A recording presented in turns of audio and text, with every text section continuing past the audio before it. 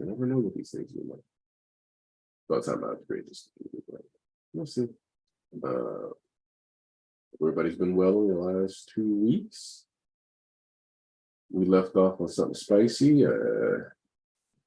Don't know what to expect going into this. I've seen, so I just clicked on the Shonen Jump website, and it's looking kind of nice. As far as you see Deku being the one on the front. I like the anger, the anguish. I've already read all my other series today. Hope you guys have been doing well, though. Let's see what's happening. Let me go ahead and get this into the server. Make sure everybody has a chance to get here. Let's see. J. Michael Holmes, the Madman, Brandon De La Cruz. You're on time and I'm super late, so it works. Let's see. Get people in here like somewhere. What's interesting is that I didn't get spoiled on this chapter, but I did see people talking about Dekachan a bunch this week randomly, which lets me know that we're getting closer to Bakugo coming back, or at least something being mentioned with Bakugo.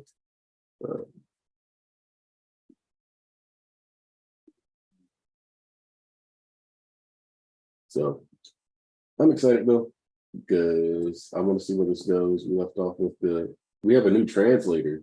Oh shit. I actually like the old translator. Legendary stream incoming. Okay, let's see. Hey, Tunisia. All right, you know what? I'm just gonna hop in the chapter. If the stream is allegedly legendary, then that means I can just hop on the chapter and it'll be fun regardless. So I'm gonna do that. I'm gonna chapter 403, instant color page with the sequel generation, which we got the yellow and green, the black Iron Mike suit, the Nana. All right. This one says translation by Caleb Cook. It just has a typo in it where it just says Cleb Cook.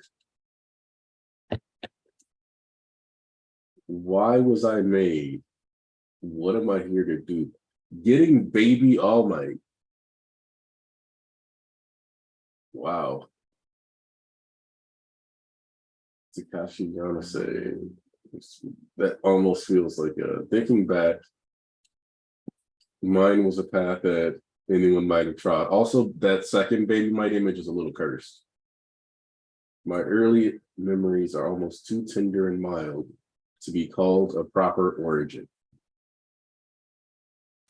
As for what I've done, I just happened to glance back at my path. And what I saw seemed so very significant. The end of an era, and which is why, how very hero-like of you. You hope to choose how you leave this world. Okay, so he sabotaged the Bakugo gauntlet. So let's see, his legs have been destroyed. All for One just destroyed his left arm, so that ain't gonna do nothing. But no, because finally that's every last trick in the book, in your book. Oh, he separates him. And yeah, we knew he took the stain, blood curdle. A cornered hero is terrifying indeed. A lesson courtesy of you. No, you won't be achieving anything here. Oh, but often his face is ripping apart. That's the face that I've been waiting for. You at your lowest.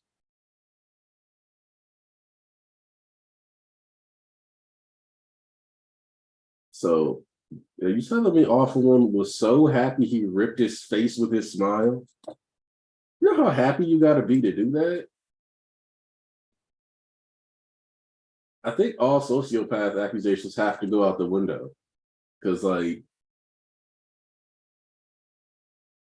dog just ripped his face from joy. Ripping your own face because this is hater of the this is generational hater right here. Multi-generational hater. Gentle, yes, I see. UA is stable now, so I must be off. Yikes. Don't stop recording. All right, we see Gentle is still putting in work.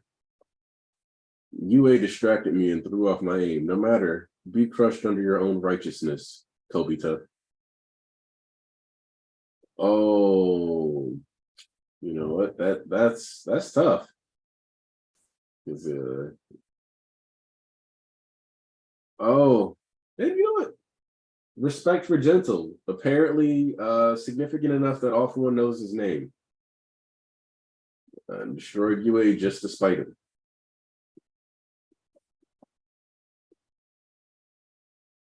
Aim all the lasers, prepare to fire. But we'll hit All Might too. Star looked up to him like no other. I mean, let's be real here.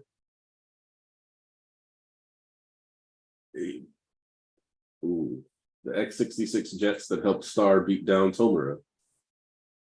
And with the look of an eye, fire destroys every jet.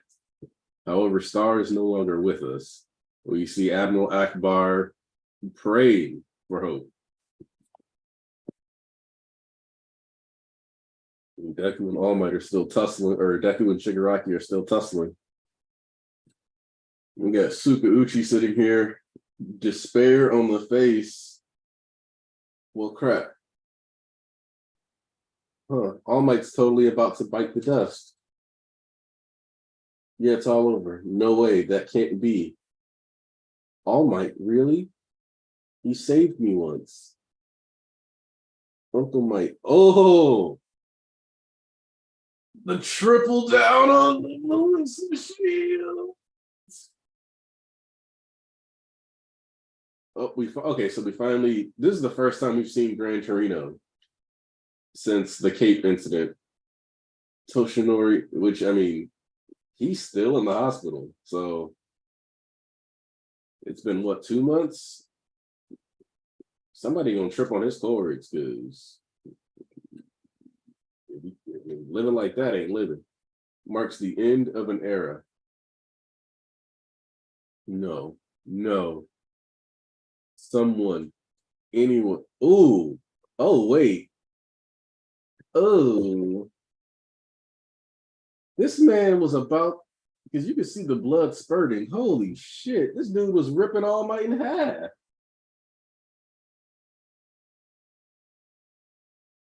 This man was about to rip All Might in half.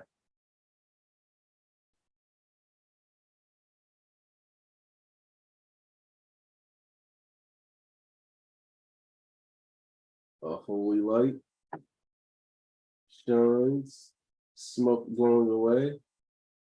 Number 403, the end of an era. And we see bloodied and battered, but on his feet, holding that card, the beginning. Man.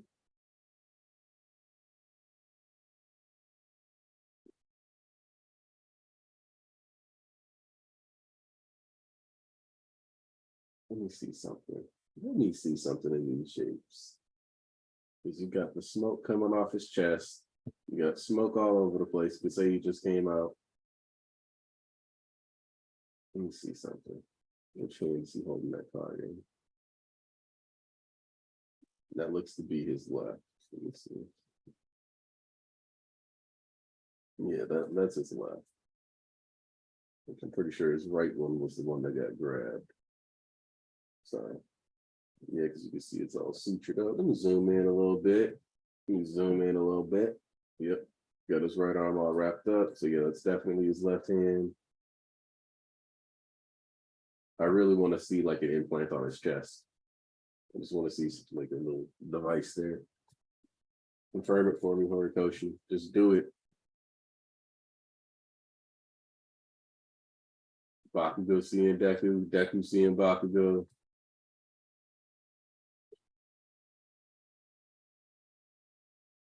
I don't know what this chapter shouldn't have summoned Deku-chan. All right, let me get some people in here because I'm sure somebody read the leaks of the scans or whatever.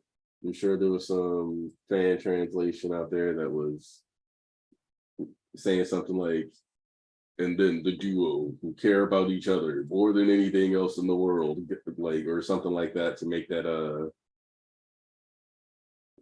seem like it was worth talking about shippers as if that defined the chapter.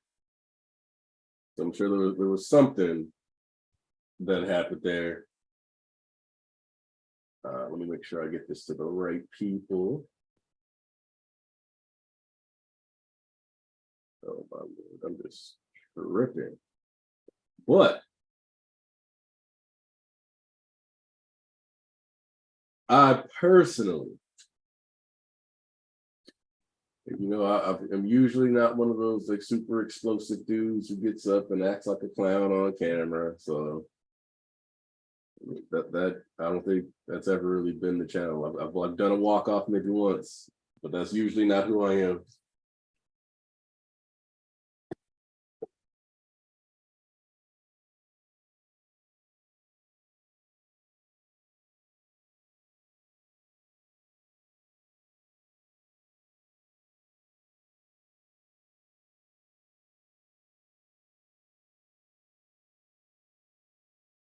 Ah, that's what it was. Translations were very, except the ending commentary where their feelings become one. Okay. I'm gonna be real with you. Whoever translated it that way, like, or they knew what they were doing. That's like that was basically bait for uh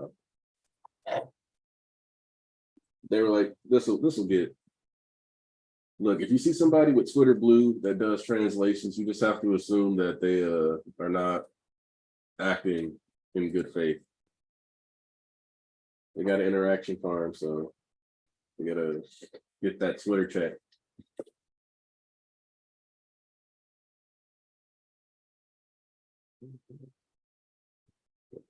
Because look, I'm an old man, so I don't do backflips. Old in relation to the MHA fandom, I'm old. Need AFO to pack up this fraud and get him off my screen? Damn. Can't wait for Baku Deku to reference a fan translation for why this ship is real. I interaction farm too, so I don't blame him. Look, I just know that this chapter is so what I like about this is that one of the things that people have discussed, one of the things that has kind of been talked about for a very long time in the fandom, actually, not in a shipping direction or anything like that, was how Bakugo didn't get to have like a designated antagonist for a final conflict. And I think we can all agree that it was weird for a person in Bakugo's position to not have like what felt like a personal beef outside of the fact that like the League of Villains was responsible for his kidnapping and stuff like that. And so I don't know about that one. Well, that's because like the thing is that Bakugo and Deku work as great antagonists.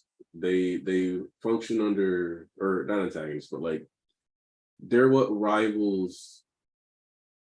They went from an antagonistic relationship to like a genuine like friendship and rivalry. And watching that transition from people who don't rock with each other into actual friends, people who fight side by side. So they have a reason to be paired together. It is just not one based in romance. And I think that's okay. So I'm not going to power scale their entrances because their entrances go for very, very different vibes, in my opinion. The return of Deku, the entrance of Deku we got it wasn't the I am here moment for the world of MHA, but it functioned as an I am here moment for us as readers to see Deku arrive and get that moment. Like, if we're gonna compare like big three, because like people love to do that. So let's play that game real quick. If Deku made that arrival in an anime, it would be a Bleach arrival, and you would hear number one playing. Why? Because Ichigo has the best theme song of the big three MCs. Okay, so you hear it, satisfaction, and then you have Deku coming in and drop kicking the hell out of sweat scaling in One Piece community is a different breed, bro. People will be like, nah, he was shook. Look, he had like 4 drops of sweat on his head. That's how you know he ain't ready. Sweat scaling, bro. The sweat scaling be killing me. Like, no, bro, he was pressured. Look at that sweat. All for one was acting like a Hollywood movie chiropractor all night there. He was actually about to rip that man in half, which that is not the death I would have expected All For One to decide to give him. There was a part of me that expected him to like go for the dramatic drop. And because then it's like you can catch him, Deku, but if you try to catch him, then I get to go to Shigaraki. You can catch him, Deku, but if you try to catch him, you can't help Genso with UA. You can catch him, Deku, but if you try to do that, but like all these scenarios that come with the drops. So basically, what Green Goblin did in the 2002 Spider-Man. Yeah, kind of. Come on, man. He's okay. Because Madman was like, All Might's still getting ripped in half while Bakugo is staring at Deku. Bakugo come up All Might. Look, you don't want to look at it as Bakugo just staring at All Might or at Deku. This is Bakugo like, look, from what we know, it's been about 30 minutes since he got his chest caved in. So he's waking up. Best Genius was probably like, just so you know, you have someone inside you. But 2, so like you wake up, right? Like, and when you pass out, in fact, let me make sure I describe this scenario perfectly, because I want to really drive home like the absurdity of this situation. For as far as Bakugo, like having to process everything that's happening. So let me go back to, let's see, what is it, 346? No, that's probably around Shoto versus Dabi. Nope, Bakugo. Let's see, that's when he smacks the fuck out of Mirko. This is when Will You Be My Boyfriend? Oh, so I'm gonna go too far back.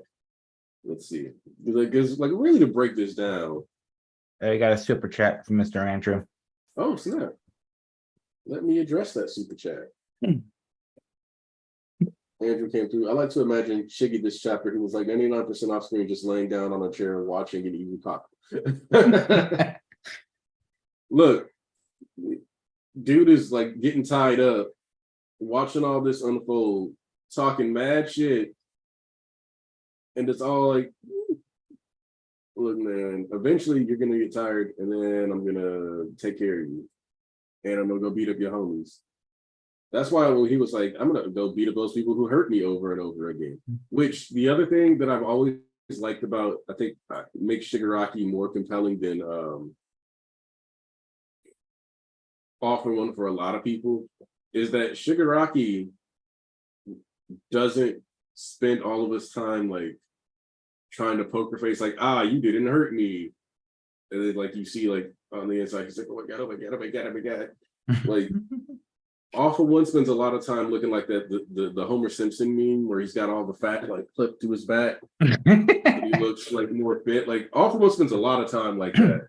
Whereas Shigaraki would be like, I want you to know, when you stabbed me in my leg, it was like the 17th most painful moment in my life. And therefore, you, your family, and your pet will be suffering at my hands. Straightforward. He gives you, like, he acknowledges, you caused me pain. Yeah, All for One postures a lot. He and Shigaraki is just straight up, this is what it is, this is what I'm gonna do. Deal with it. Like when he got, like even when he dodged Prominence Burn and got his arms, he's like, ooh, shit, that shit would have cooked me, bro. Like, I didn't need all that. So it's like, there's a certain level of honesty that comes with Shigaraki's character too, that just puts him above like All for One, because like All for One ultimately doesn't really believe over half the shit he says. Like maybe he does, but he's like, I'm gonna be the ultimate demon. Let's say, bro, you know you're not a demon. And you stopped reading because you were scared of what happens to the demon lord. You fear the end. You have a deep fear of finality, of conclusions. And you posture yourself as something that you know you can never actually be. What's the point? Like, you have to believe lies. You have to lie to yourself and tell yourself your dreams are possible.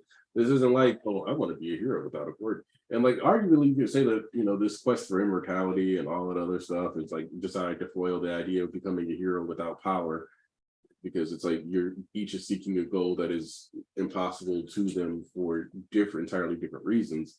But there's just a certain difference in that. One is a completely selfish goal that cannot be achieved, because what makes you immortal is not the preservation of flesh, but the preservation of ideology, will, spirit, and actually passing that forward. Like he postured himself as at Camino. It's not about the physicality that makes you immortal, and it's that inability to accept aging and a bunch of other insecurities that All for One kind of perfectly embodies, that I think really kind of drives him home as a character. But it's also the thing that allows Shigaraki to be so much better, because Shigaraki himself has stated, you know, I don't have to have a future. So All for One is a poser, and Shigaraki does real shit. He gets shit done. Pose for one. And I went back, found the chapter when Bakugo got his chest caved in. Yes, you know, Miracle was replacing body parts, and Genius had taken a hit, but like Edgeshot was still alive. He was missing for a while, but Edgeshot was alive. The big three were active. They had just done the super huge food laser cannon. And he just woke up to, well, everybody that was here except Genius is basically passed out on the floor. Mirio's awake, I guess. Maybe.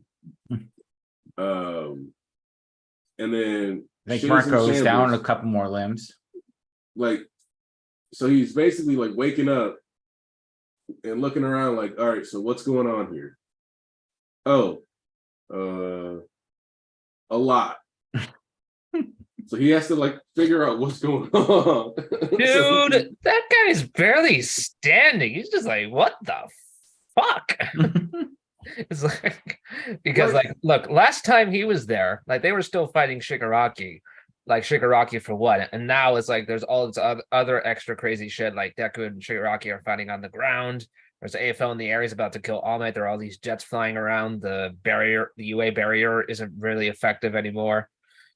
So it's like, again, there's a lot of new information for in the process. But okay, let's talk about this Bakugo thing because as you can imagine, a lot of very strong reactions came out. I told people a couple weeks ago, and I believe Seth was really pushing it, but I started thinking about it more. It's like, no, this really does look like the moment where Bakugo is going to come in.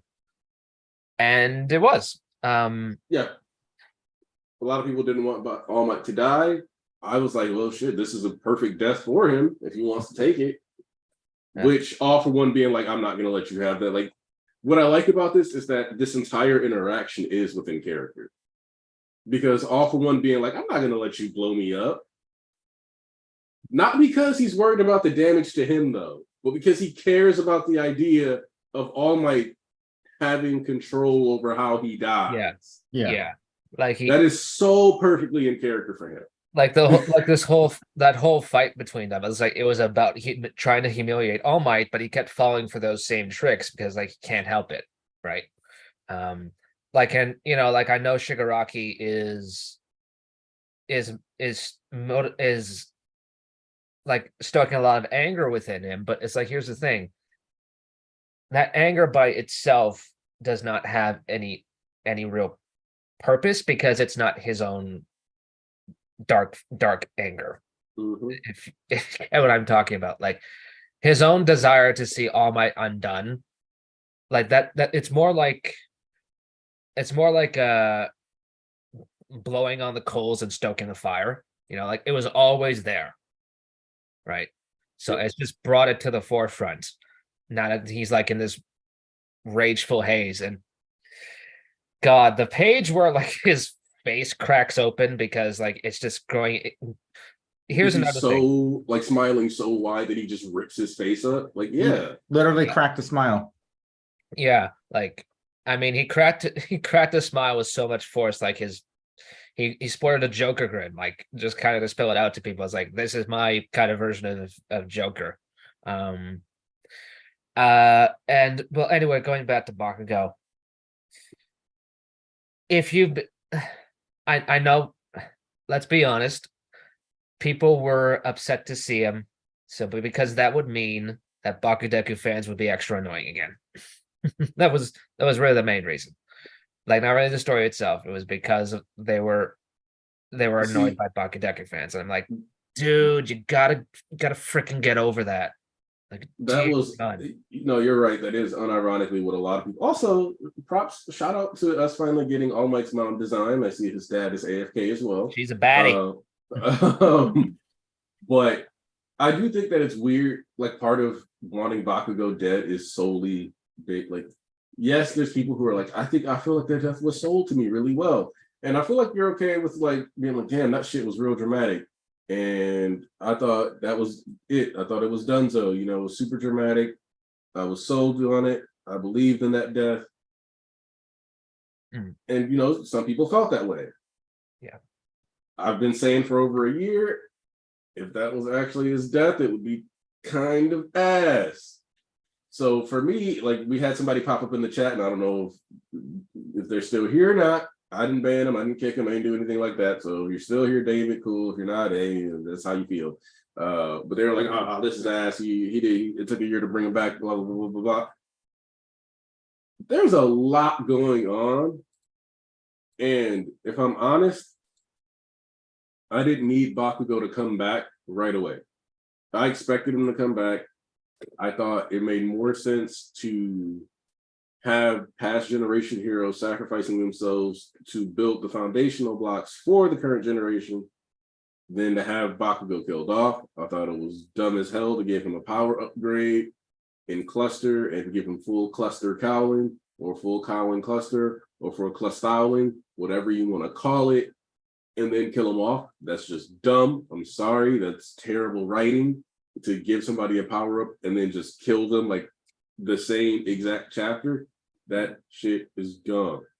It's only feasible or good to do something that way if that power up is going to serve as a blueprint to elevate somebody else's power up, like it's something for someone to understand.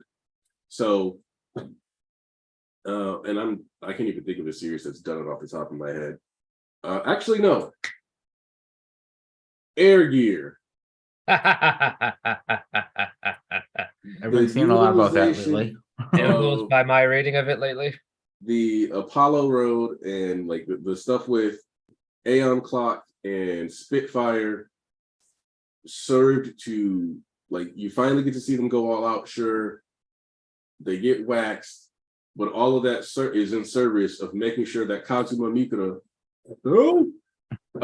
can become a proper Flame King and is utilized. He takes their tricks, even learns how to do some other stuff later. I won't spoil that for you because you're getting closer and closer to some of the coolest shit that Kazuma can do. So I can't ruin that for you.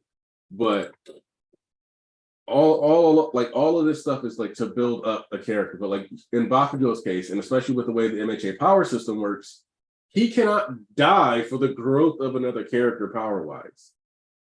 So him getting a unique to him power up and then dying is literally just wasting interesting action sequences and what could have been like a joy to experience as a viewer. Yeah, like this is kind of the thing that I think a lot of readers just like they don't switch their brains to this gear because they still think of that it like as an American TV show or a novel that they read as like it's not the same.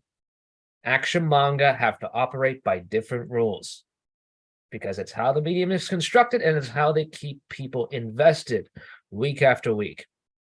Like something of a related example, you guys remember the Chainsaw Man anime? Well, Yeah. while people in America loved it because it was very in line with the movies and the TV shows that they were used to, people in Japan were not so hot on it. They were like, they didn't really like how it was directed. They thought it was a little too stale. Like, even though it was very well animated and looked, technically looked gorgeous, they weren't really vibing with the style of it because it wasn't like it just didn't play by the rules that really make anime and manga what it is.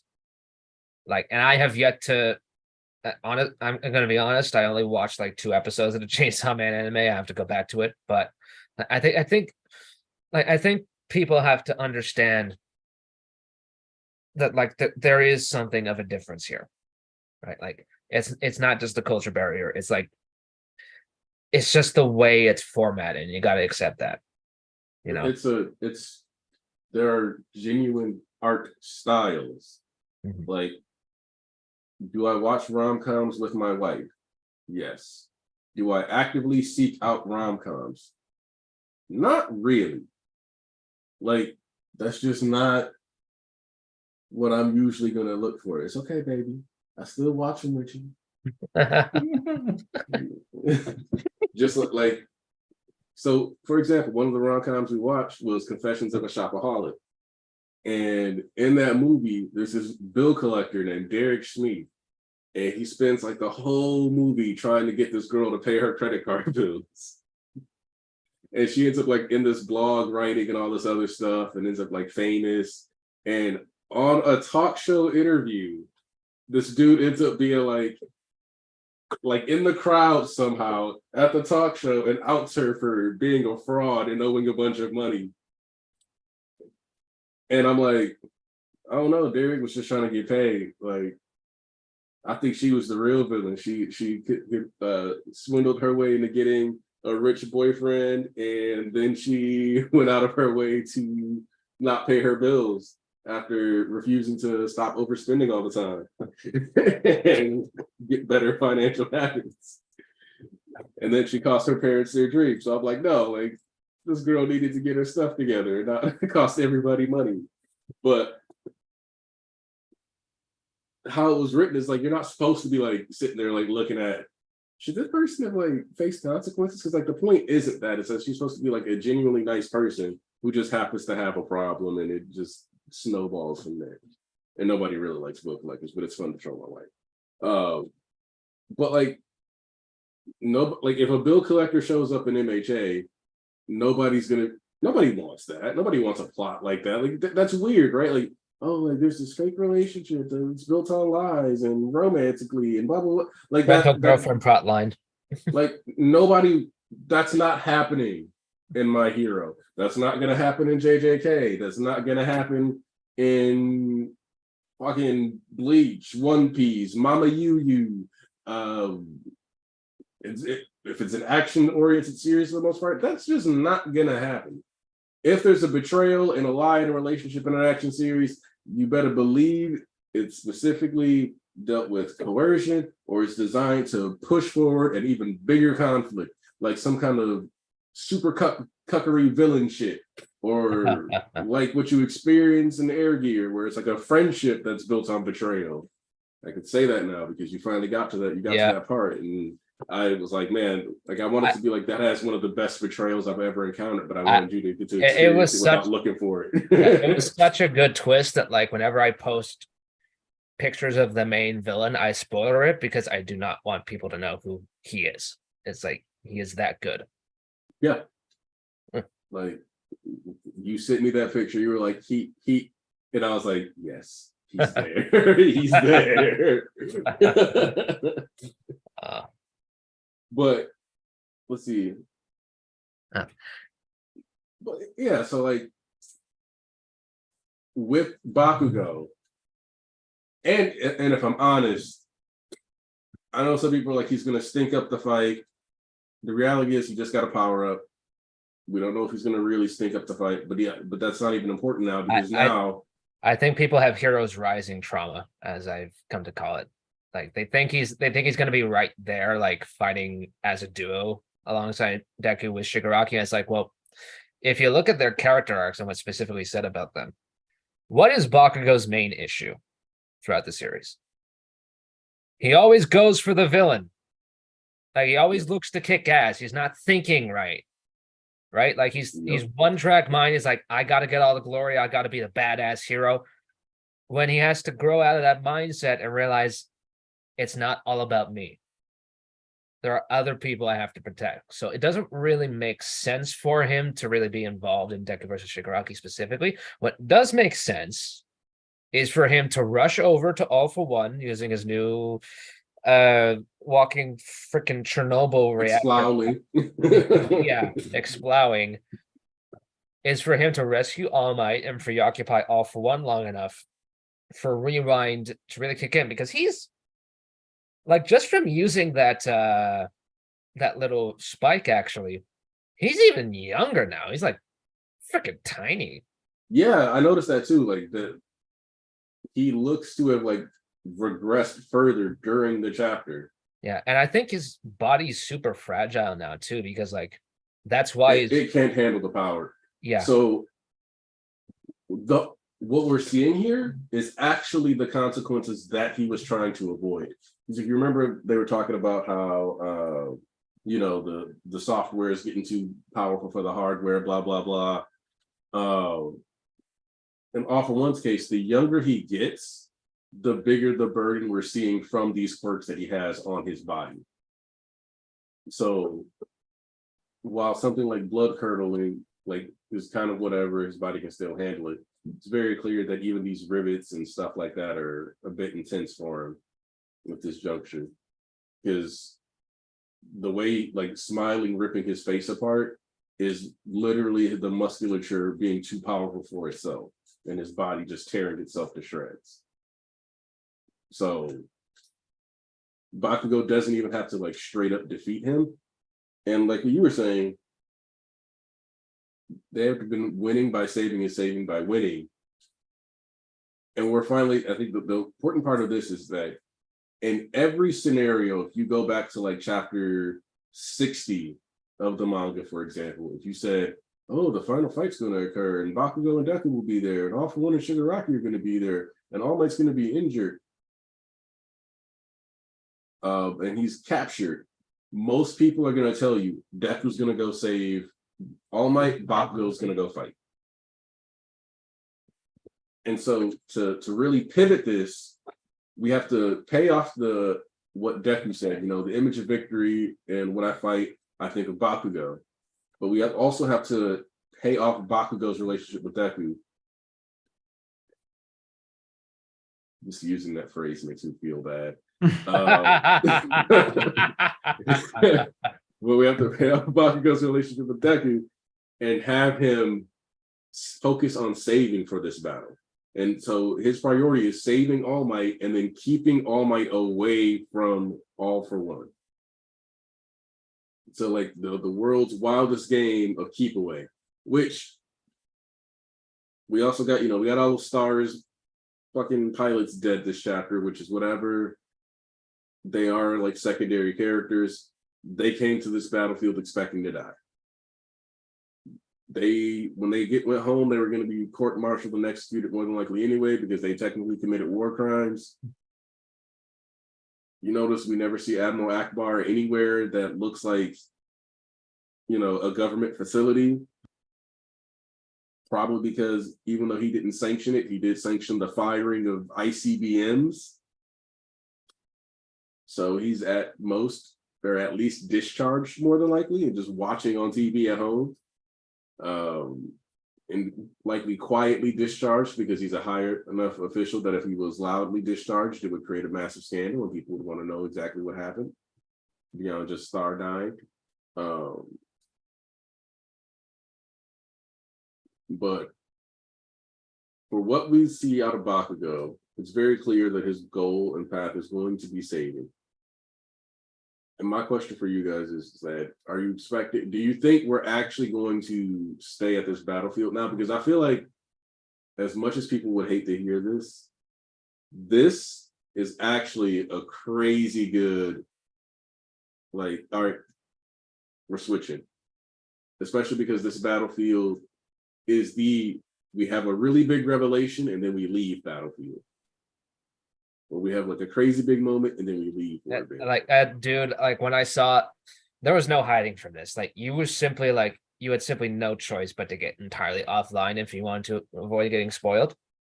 So when I saw this last week, I was like, okay, well that pretty much guarantees it. It's like we're gonna have I was debating, was it going to end in another volume or was it going to be 2? It's like, because we're on volume 40 now. So the question was, it's like, okay, we'll end on volume 41 or volume 42. I think it's going to end on volume 42 because it's just the way things are arranged. You got to do Bakugo's part. Of course, you got Deku, but you got like a couple stragglers left. You got whatever Sarah's going to do. And you've also got Zao and Kurogiri. Now, that's interesting because Kurogiri has been sort of a wild card this whole arc in a way that, like I was thinking, it would be Toga at first, but like she really only came in as like kind of that one intervening. Well, okay. Like I think there are different chaotic elements at play here, really, because Toga was screwing things up for a lot of people. Like she dragged Deku to her, but then she made the twice clones, and that was like overwhelming everybody. And that was making things really, really dire. But now I think the only real wild card left is Kurogiri, because I think we're all expecting Aizawa to reach some part of Shirakumo. That's what's being set up, but I'm not entirely sure because like Horikoshi presents things and will always do a little bit of a twist. But I think what is going to happen is that I think everybody has to converge on that same battlefield, like, and see Deku actually become the world's greatest hero. Because it's being live streamed, but everybody else who's like fighting isn't getting to see it. I'm like, well, it's not going to feel right really unless they're all there to cheer him on, I feel. And so that's where Kurogiri's portals can come in. Like he can bring everybody there to provide last minute aid. And I also think I actually really like this idea, specifically because the other option is like what he shows up, or maybe like he bumped into Monoma and Monoma gets to real quick do something. I don't think that's as likely. Would I approve of it? Yes. Do I think it's actually going to happen? No. I think Monoma's role, unfortunately for people like me who actually enjoy his character, is over this arc. But He I came do in think- clutch though. He came Yeah, in- he got to be a mover and a shaker. But I do kind of think that I do want a convergence at some point. And if Kurogiri kind of targets people and just kind of does like generalized big warps and pulls a bunch of people to them, because Shigaraki ultimately is going to want, so this is the one thing that I do want addressed. And I think that I do think it's being saved because Shigaraki, in contrast to Offroad, like I said earlier, actually did care about his allies and directly stated that his future is not what is important, but the one that he creates for his allies. Dabi could be alive. I think Might be Dabi. nice for them to have one more conversation before he kicks the bucket. I think Dabi's still alive, but he's either going to die at like in the hospital bed or he's gonna die in the middle of the battlefield somehow. Like he's But done. Toga, I don't know how she could possibly survive. She's gone. She's gone.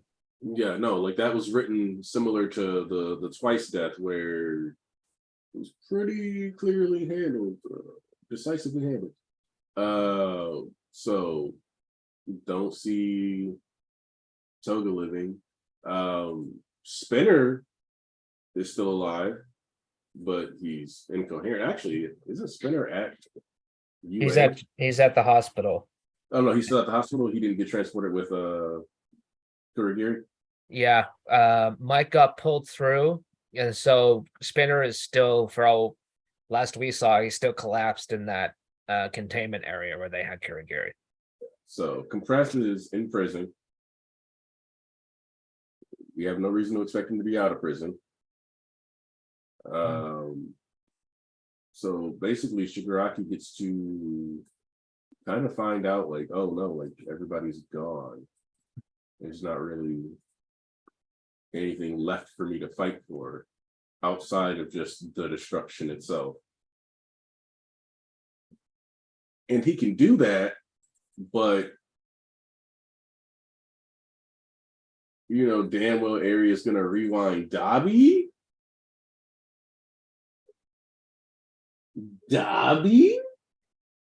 Okay, like let's be real. If she rewinds anyone to a previous state, it's probably gonna be Aizawa. Just because of the connection that they have. And that's like, I don't think that's what's gonna happen, but if she were to rewind anyone back, it would probably be him. Well, let's look at the timing of this. She used her power on Mirio, and it's implied that the amount of time she stores up can then be reused.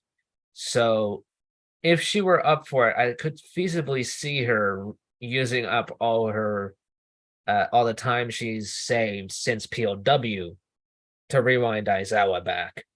But I mean, it gets finicky though, because like we still don't quite know the limits of her powers. Like she's only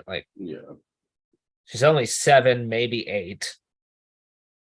Like rewind is such a broken quirk that you could potentially revive somebody. Like they could revive Midnight, like if they wanted to go that route. I don't think Horikoshi is going that far. No, I still don't think that's. I don't. He's I gone don't. out. He's gone out of his way to make sure that she's not just the Dragon Balls. Yeah, like, man, it's like this is what happens when you factor in like the X Factor kind of quirks, because like we simply have not seen even. We've seen like a fraction of Aries' abilities, honestly. Like it's just. Yeah, She is a god in her own right. She just has not really realized that potential yet.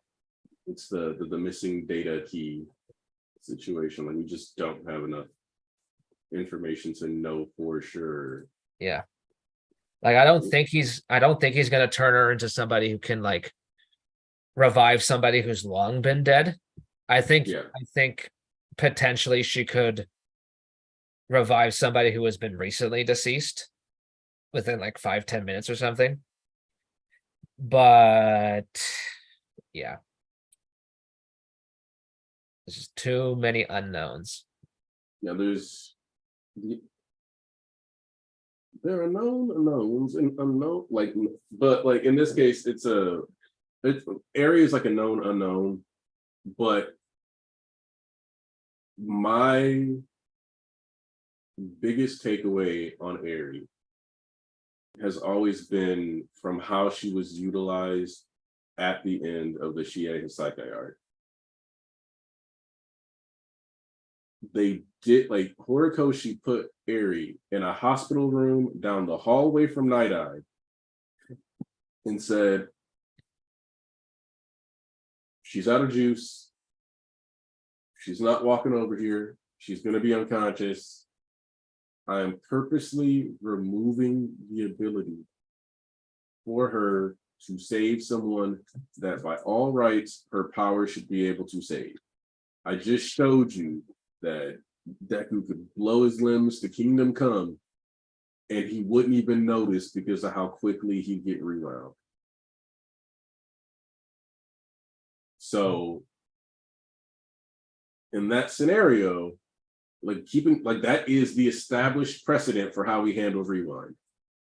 The second big factor case is for giving Mirio his quirk back.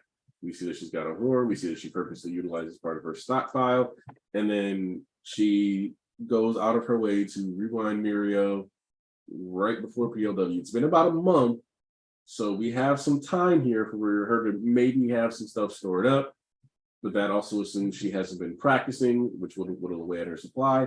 And then to further drive the issue home, we don't know what the stockpile for her quirk is. Now, my personal theory has been regret. Like, she has to be depressed or despaired about something in the past in order to get the motivation to rewind, because she has to want to go back. So to me, Aerie is nerfed by the quality of her life. The better her life is, the less she can use her quirk. To me, that's the easiest and best way to balance Aerie out. And obviously, of course, as you train with your quirk, less becomes more, and she'll become more adept and be able to do more focused or concentrated things. But for where she is in the story right now, I think them doing everything in their power to give her a good life and not giving her times of sadness has indirectly made it for themselves where they don't have access to rewind to, fix their problems like they would have.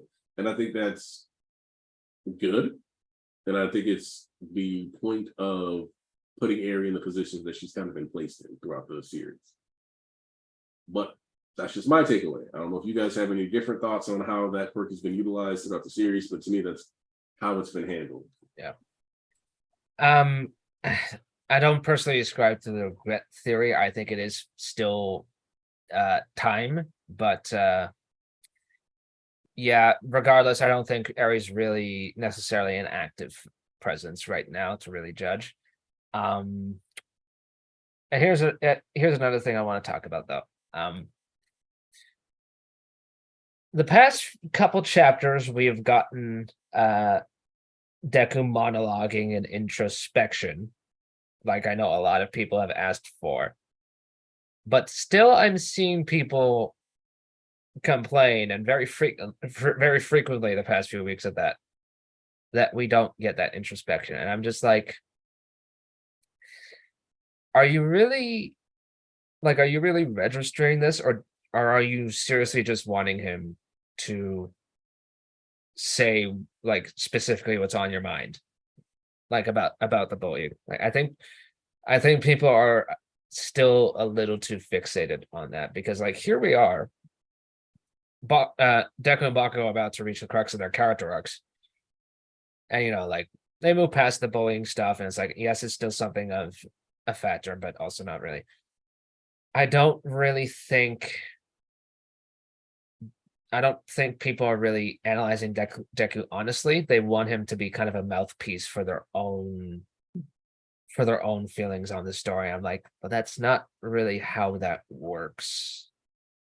per se. Deku has directly stated, I thought you were a jerk. You were one of the worst people, but you were talented as shit. So I Like- respected that. Yeah, like we dealt with this like 300 chapters ago. It's like, but Deku was like kind of as gentle as he could be about it because like he's Deku, he's a nice guy, but he basically they called were- Bakugo a fucking asshole. Like, He said he was a jackass. he was like, dude, you're a dick.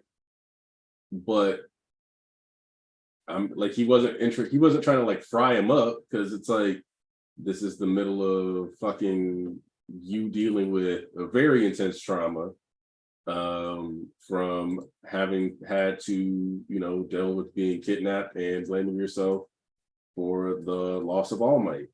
So I'm not gonna sit here and just like go out of my way to, you know, make you feel like dog shit the whole time about it. Like he's not gonna do that. Like, but and I think that's and I don't think people intend this to be what they're pushing for, but I think some people haven't, like, I think they haven't like fully processed that when they say like we need more, and like we didn't get enough, like from Deku saying that, it kind of sounds like what you're saying, where they like need him to be a mouthpiece for how they feel about the situation. Because otherwise it's like, well, what more do you want him to do? You want him to like roast him? Do you want him to be mad about the fact that he like what do you want him to say? Yeah. What is that you like what thoughts are you having that you feel like haven't been conveyed to you in the story? Because he's like back at provisional license, he told him straight up, you were an asshole. I just respected your grind, your ambition, and your skill enough to see past your flaws.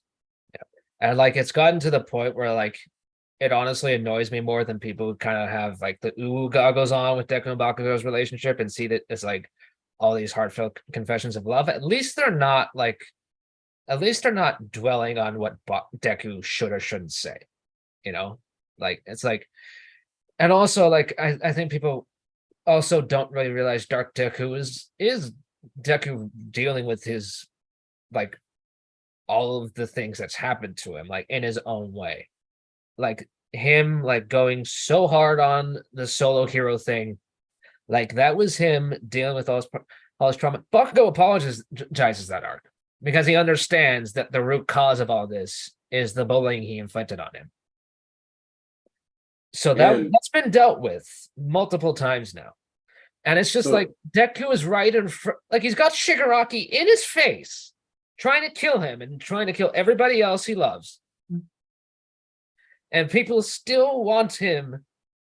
I know I don't intend for this, but they still want him to talk specifically about how they feel about Bakugo. It's like, and I think the other, and I guess you can argue, well, it's a writing flaw, but I'm like, well, there's a certain realism, especially once you're an adult and like you get your own responsibilities and stuff, to the idea that Deku and Bakugo sitting there talking about Deku's emotions and Deku's side of the feelings of it have not been addressed.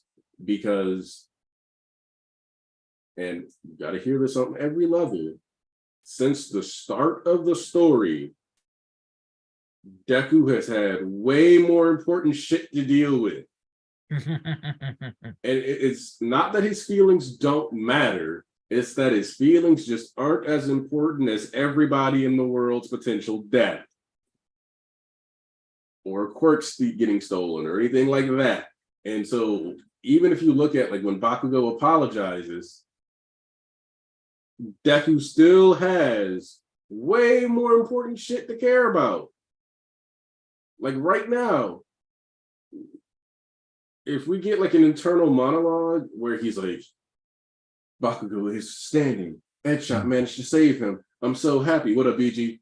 I'm really proud that like he's like, okay, cool. That jerk is gonna contribute and I don't have to worry about it because Bakugo's pretty skilled. Is he gonna like go try to stop All for One? Because he hasn't seen it splowing. So he doesn't know about that upgrade yet. So that'll be cool for him to get to see, you know, like, oh, Bakugo's upgrade. You know, that like, thing that you were just doing, and I kind of hate to make the comparison because I do like the series, but that was like straight out of Hunter x Hunter. Oh, I mean, I think that's what people want too. They want to be handheld. They want everything explained to them, and that's like the one thing I does kind of bother me about Hunter x Hunter. Like I said, like I do like the series, but he like Takashi, he like over explains and makes things like you don't even have to. You don't The no narrator no during independent Chimera. thought required. Yeah, the narrator during Chimera, and like I like the overall effect, but he did go way too overboard. Like I remember like 2 to 3 episodes, which is just purely the narrator. I'm like, Oh yeah, it's like oh god, that narrator earned his paycheck.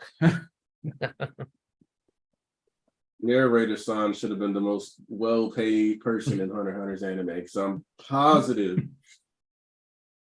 he had top 10, at least top 10 amount of lines said in the whole thing, like anime. Like, I would not be surprised if he had more lines than Leorio's actor. You know, Or even I was Kurapika's actually actor. thinking that too. I think a lot of this also is like Horikoshi has been doing this for 10 freaking years, man. It's like he's grown a lot as a storyteller. So a lot of the things that like people were pointing out is like, well, Deku talks about things more directly here. I'm like, well, that's Horikoshi at a very different stage of his career and very different as an artist and storyteller. Like honestly, I think he's improved a lot because he focuses on the visual aspect of manga a lot more. Also, in relation to that, it's not just Deku had, like, I shouldn't even say like it's not even just that Deku has bigger shit to fry. He also has a whole new host of traumas acquired since coming to high school that aren't tied to Bakugo. Like Honestly, like just look at watched, the Dark Deku arc. Like Bakugo's apology is not even the climax or anything, because the UA crowd that won't accept him, that recalled the general attitude of like quirk discrimination and people who were rejecting his wish to be a hero, just magnified tenfold. That was the bigger issue to deal with then, because it was more than just one person he'd spent an entire year gradually making up with. These were people that did not know him, that were scared for their lives. They were expecting Shigaraki or Off One to come barging through the front door and kill them all any second. And they were afraid that Deku was going to attract that. Which was why Ochako's moment was the climax of the arc. Like that was that dealt with. And you know, I don't mean to phrase this in a condescending way, but it's like a lot of My Hero Academia is learning to look at the world through a very adult and mature lens and realize some shit just is not simple. Like the thing with Deku and Bakugo is like, I think people kind of pare it down to like a much more striking issue than it actually is. It's like, look, bullying is extremely serious. Okay. Deku is not your average high school student. He's like, it's his responsibility to deal with a guy who keeps talking about being a demon lord with like who had a scrotum for a head and is now like reverting back into like a child and is still super dangerous. And also his apprentice, who's even stronger than him, and explicitly wants to destroy absolutely everything. It's like you just gotta realize that some things take priority in an action series. also Like, though, I swear to God, trauma scaling is bad, but also necessary. Yes. Getting bullied really messed up Deku, sure. Like it messed up his self-esteem a lot. But you know what also really messed with his self-esteem? Night Eye dying. And Night Eye telling him he wasn't worthy of being the wielder of One for All. So, which I think the other thing about it is that I don't think people acknowledge, like, while Deku has not fully healed, because like he has those echoes of the bullying, you gotta think, like the second All Might believed in him, even before he got One for All. Or like actually it might have been like it was afterwards that this scene happened, I don't think about it. But like he got One for All, he got into UA. You should have told him, like, you can't stop me, Kachan. Like I'm going to UA. That's it. And then they had the practice exercise, and he was like, I want to beat you. Then you had sports festival, and he wasn't as focused on Bakugo, but he had no reservations about trying to beat him either. And then you keep going throughout the series, and like when he pulls up and like smacks shit out of Bakugo during final exam art, bro, you supposed to be trying to win. What the hell are you doing? You're an asshole, but that's not who you are. You don't give up. So like, what are you doing? Provisional license. Like throughout the series, Deku has like addressed, you are an asshole. You are focused on winning. Your desire is to be the best hero. That is where your mind needs to be. After MVA, he's like not very all-mightish of him when Bakugo was like doing his usual shtick. Yeah. Wouldn't have done before. He's like straight up telling him is like, you're a jerk, like everybody else in class. Because they have to put him in his place. And so Deku being like mentioning like, okay, like I got depressed during the overhaul arc after failing to save Eri, da da da da da. Like I feel like people want Deku to monologue about being depressed from the bullying of Bakugo, but the entirety of the story outside of like the first couple chapters, the bullying has only lessened.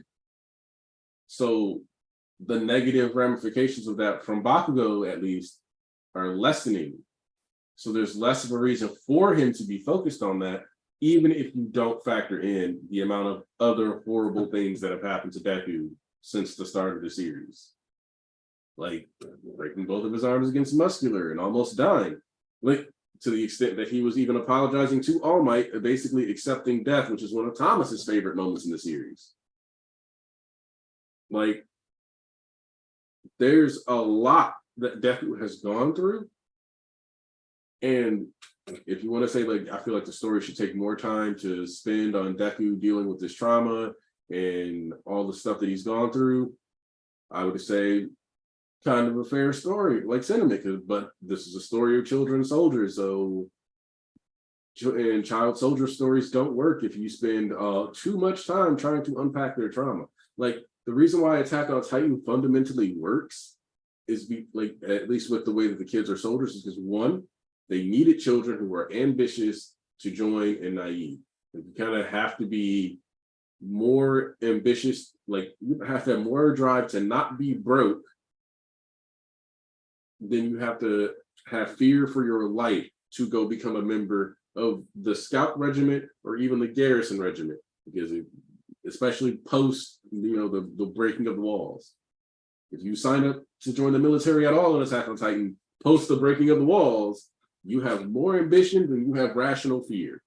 Where do you find that combo? Young people. And once you're already in the military, well, you finally figured out what to be afraid of, but it's a little too late for that because there's a like 50% chance that you already got eaten once any of these invasions happen. But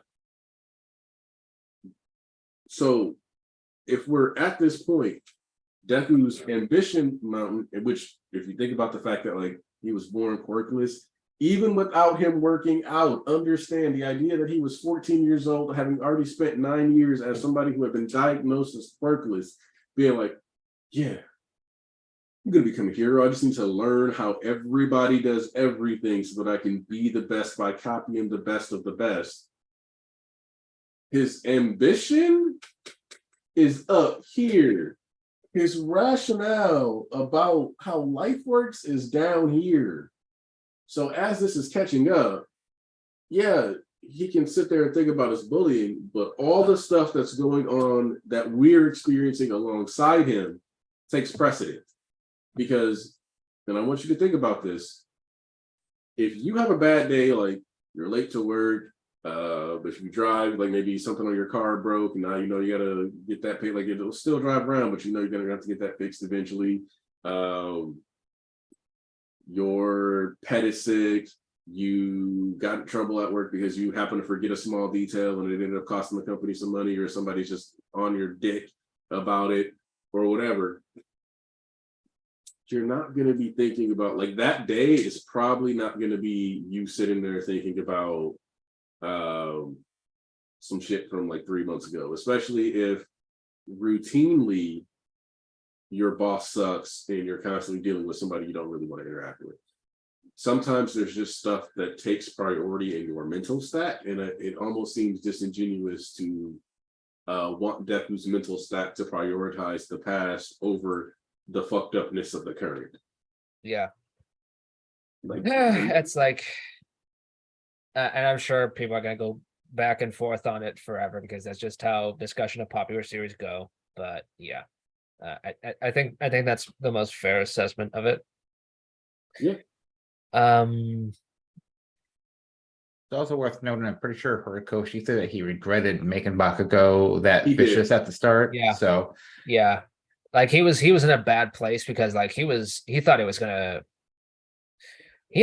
have to get some crappy job and kind of yeah, Give this up was on his his last dream. chance. he thought he was really scared he was gonna fail. In fact, he's still kind of scared because it's the reason he won't take a break.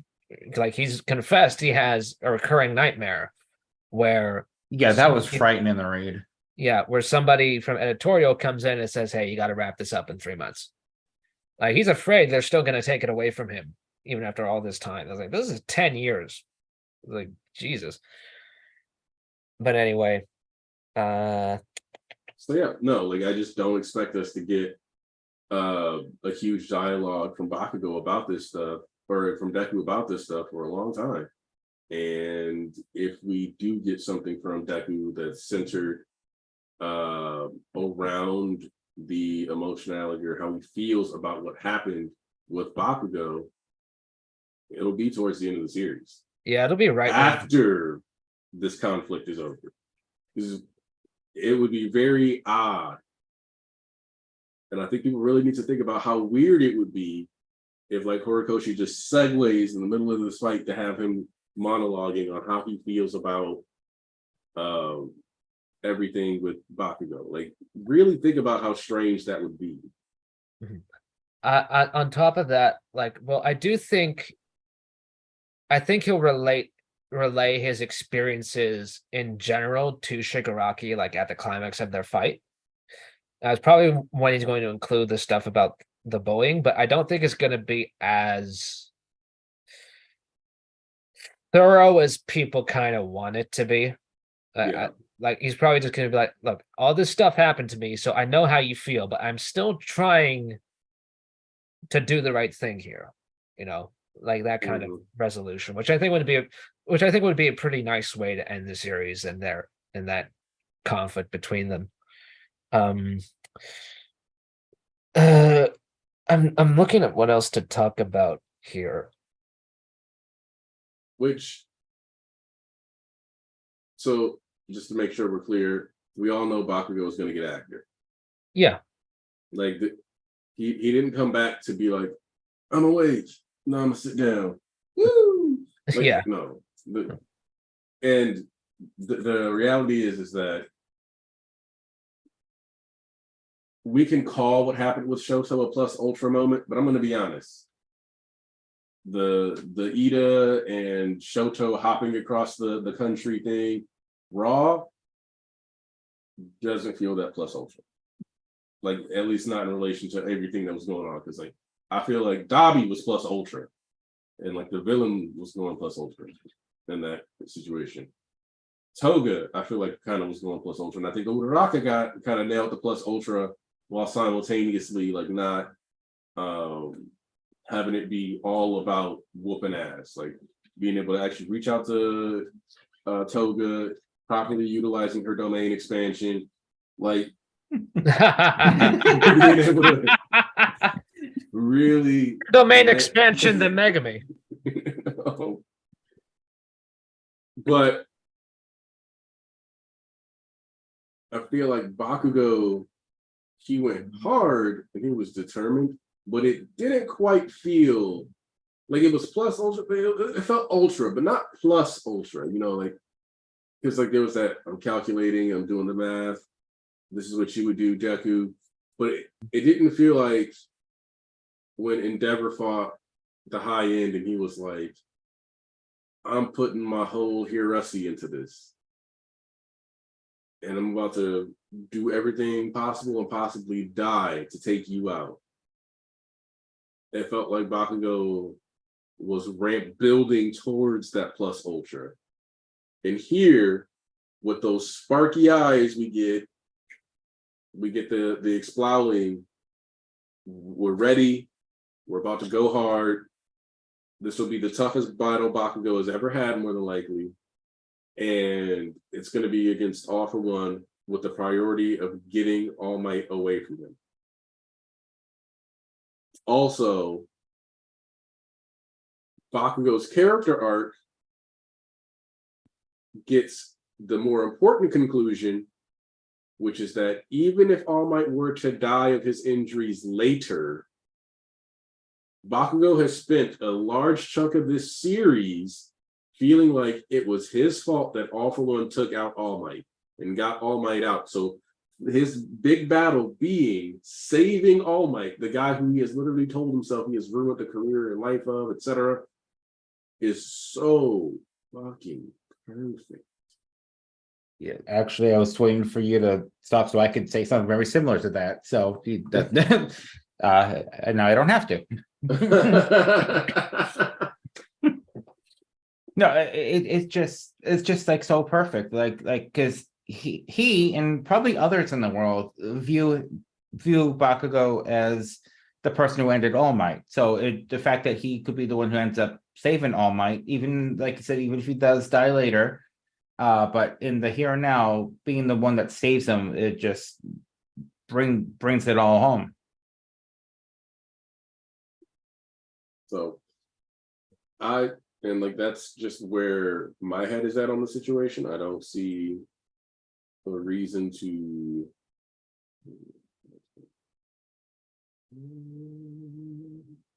was also doing my world's pick'ems while we were doing this stream. Let's see. No, China's teams in the drop games. I was kind of wondering if we would get to see like Deku and Shigaraki's battle up to this point, but I want to see it, but I don't think we will. I wanted to see it, but that's a bit of a shame. But it looks like, I mean, look, we're still going to see like the true crux of their fight, where they're exchanging blows after this. But like the way he wrote it, it just kind of seems like they've been in this kind of stalemate in midair. I think that's what Tsukauchi described it as a couple chapters ago. Right. Let me go back. I want to see how he says it. I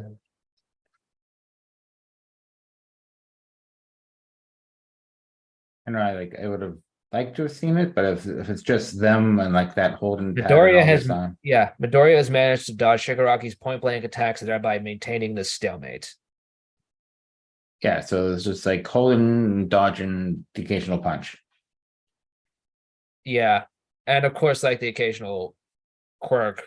Yeah, it seems like Deku is in close proximity to him specifically, so he cannot use his decay ability to its fullest effect. Because like you see him in a lot of panels, like he's holding his arms, yeah, keeping him immobile. It's like he just can't have him. You just can't have him around, moving around. right. And I do like the black chain that he's still using. Oh yeah, like I said, the fact that he still has access to black chain is really important to me. Like he's consistently, at the very least, utilizing his stuff well. I don't think he's using gear shift anymore either. I think we mentioned this a few times. Yeah, no, he's not using gear shift right now. Yeah, he had to shut that off because he was suffocating. Yeah, he has to shut that off until he can use it like at the right moment. So. And I don't know if we fully talked about this, but my stance on that is like we won't see gear shift again until the climax. Yeah, until it's time for the fight to truly wrap up. Honestly, dude, that might be my favorite quirk of Deku's. So freaking cool. Like of the ones he got from users, I love what I really want to see is him kind of apply gear shift's principles to the air of the smashes he uses, like the Air Force smashes, because I think that would be kind of insane. Combined with Fashin too. They're already like they're kind of like as fast as like airsoft bullets, but like Well, they're faster because those travel at like 300. Some of those can go between 200 to 300 miles per hour. I've done the math. I used to do a lot of airsoft. He could potentially turn his the effects from the wind like into miniature railguns, really, which would be pretty cool. Like it's just the limits of gear shift is like the fact that you ignore normal physics, which means drag, any of that. Like I don't think people realize how broken that really is. Because like in the chapter it was like it's a physics defying power, and it really is. That's just not possible. Because the idea that Deku can, with the flick of his finger, like truly like slice the air in half. Because Delaware Smash has always been one of my favorite moves. I just love the idea of just like flicking people to like blast them through. I wish it got utilized more, but it's like it's been removed from this. Like it's been less utilized because Deku's gone against like higher tier opponents that he can't get away with using such reserved moves on. But it's one of my favorites, and I feel like Gear Shift being incorporated with Delaware Smash so that he can shoot like these crazy streamlined breezes that just kind of like rip through people, but they're like really concentrated blasts where you see it like kind of like being like a sniper round. It would almost be like, he's always taken from people, like the idea of him like using Gear Shift plus Delaware Smash to do an Air Force that's so precise that it like shoots in a straight line through the air. You want to know, mile, like kind of pulling that inspiration from Nagant is what was really what I'm getting at here. you want to know, like, I think another, like, there are a few quirks paired with that are really good. I want to see what Ochako's zero gravity does when interacting with Gear Shift, because she removes weight, but she does not remove wind drag. Yeah. So those two combined, that could be very well. Okay, I don't really see Ochako being like a pure attacker type. Like I don't think it would necessarily be lethal the way they'd use it, but it would definitely be pretty powerful. Now that you pointed that. Yeah. Also, in regards to one of the comments I just saw, Deku, I do not believe is still at 45%. This is one of those things that people were upset about because they were like, "Oh, we should have seen like the number go up again." But I personally think that, and I think I did the math on air with you guys before, where I was like, he kind of did like 300 hours worth of training over the course of a single month because of the fact that he had One for All on 24 hours according to the volume notes. So he didn't turn the quirk off, so he has hundreds of hours of trainings with the quirk, which is like the equivalent of squeezing a year's worth of training into a single month. Him being at 100% when he went to 45% over a year really isn't that much of a stretch. But also, if you look at the way his hair is drawn, that usually indicates when Deku's at 100%. Yeah, I forget when exactly it happens, but Deku realizes like, oh wait, All Might isn't using One for All 100% all the time. Yeah, because it's very strong and very dangerous. Like when you really look at how All Might fought, like he rocked out the 100% in very grave situations. Like, and I feel like with Deku, like he was more focused on mixing the quirks together more than necessarily how do I say it, reaching pure brute 100%. Because remember, he was in areas where he did not know where civilians were. Yep. Right, like he could hit and attack them at UA. UA was already falling. What do you think would happen if Deku unleashed a true 100% attack there? I mean, he definitely fucking pinballed Melvin into the damn. I can't say he was completely focused on. Well, true, for sure. Bakugo just ragdolling around. Like that's like the other thing too, right? When I'm like, Bakugo isn't like looking at Deku. He's taking in. Oh, like he fell asleep flat on his back and probably like woke up like this in like The a Family shaky Guy crater. death pose. Like, Family Guy death pose. Ugh. What's going on? He probably doesn't even realize he died. but he's back, Yeah. and I really like the holy light effect though. I feel like it's so dramatic because it's like there's no canon, like actual in-story reason. Like Bakugo didn't just like wake up and be like, "Stop grenade!" All right, what's going on? Like, no, this is purely like Hori being like, "Look, look." Oh, dude, it was so shameless. Like they did not announce a popularity poll on the 9th anniversary and people were like, okay, well, that's because the series is ending. But they announced a popularity poll this week because Bakugo came back. It's rigged. Freaking rigged.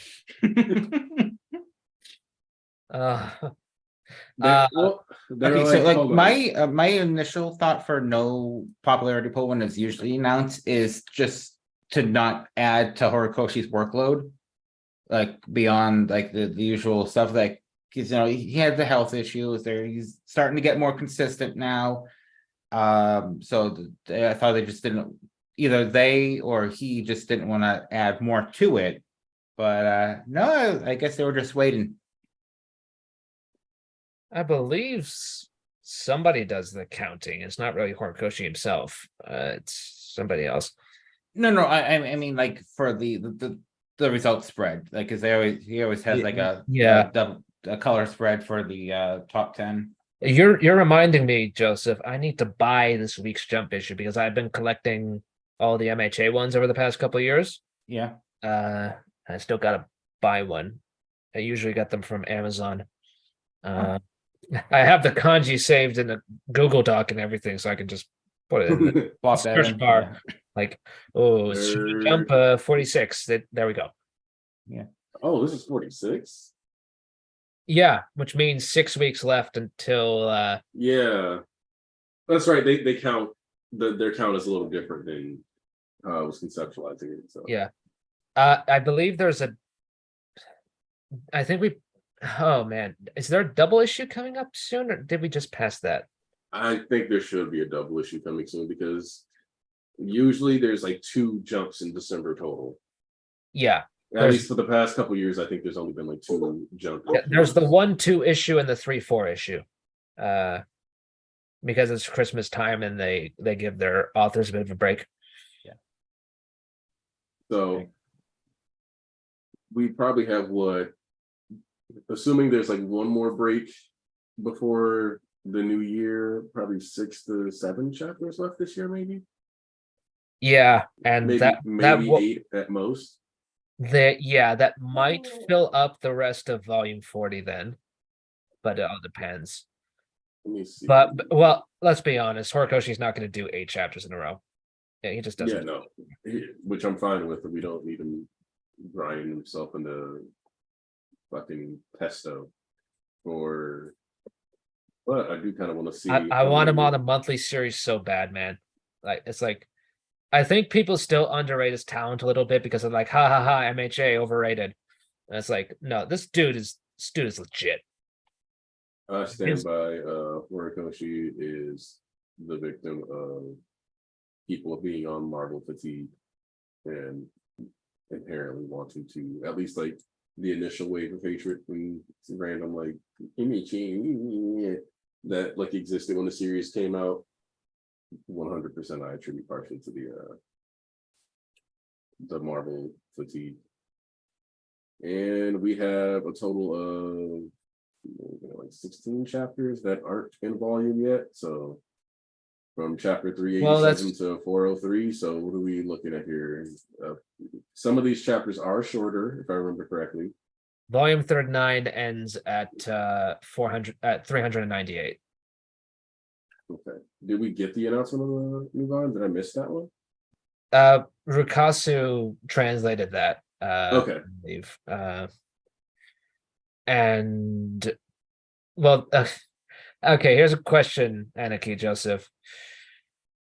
What do you think that volume 39 cover is going to be? Because we're getting it either today or tomorrow, probably.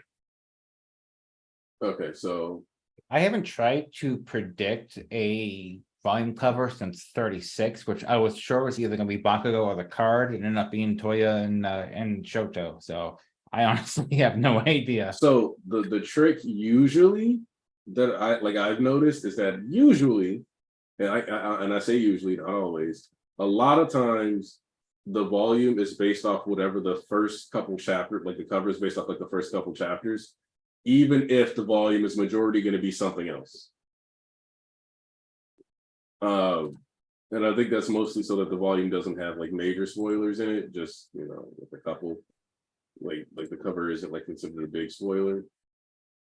So like the Toga volume that we had recently for 38, the first chapter is Chaotic Confusion, which is like when there's the Toga and the Twices are finally summoned and all that other stuff.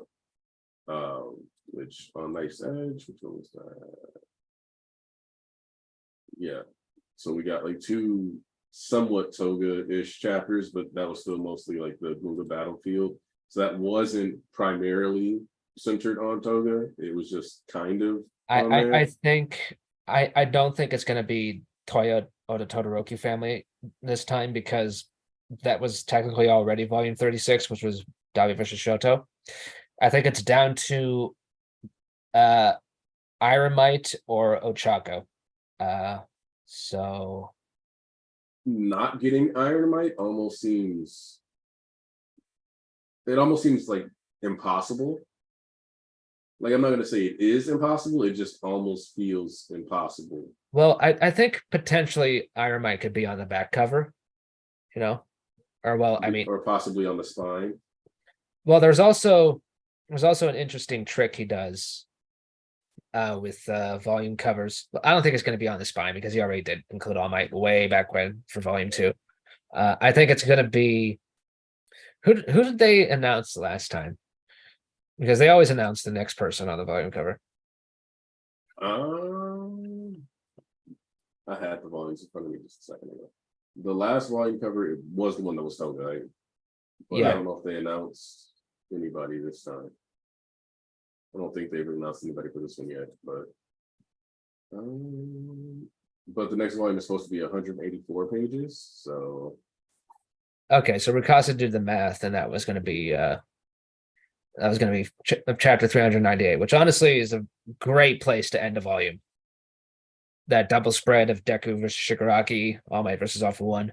yeah, Great place to end a volume. so yeah, it's either. See, so would a Todoroki family, like with Ray and all that other stuff, make a good cover? Possibly, but I feel like Ochako and Himiko makes the better cover, but they just gave Toga a cover. Well, I think it would have to be, I don't know, maybe I think Ochako solo. I think it could pair with, Yeah, like if you as well. put them next to each other, like they're facing each other or something, maybe something like that. So Ochako yeah, is all right. people have speculated that, like, Yeah, I've seen that brought up before. So Because the Toto fam, I wouldn't mind a Toto fam cover, but I think they've I gotten like the Toga stuff more than I like the Todoroki stuff. yeah. But Like I think the Todoroki plot line wrapped up pretty well, but like honestly, Toga almost brought me to tears. So that's and where people my were stance clowning is. on that fight, like at the start of this whole thing. It was like, who cares about this? This is just Sakura versus Ino. I want to rant about this for a little while. How freaking sexist it is to bring up Sakura versus Ino every time two girls get into a fight in a manga. Like I find that insane. Like really think about that, because Sakura versus Ino was just like it was a tourney match. It wasn't like a life or death thing like this was. Like, so everybody constantly saying Sakura versus Ino.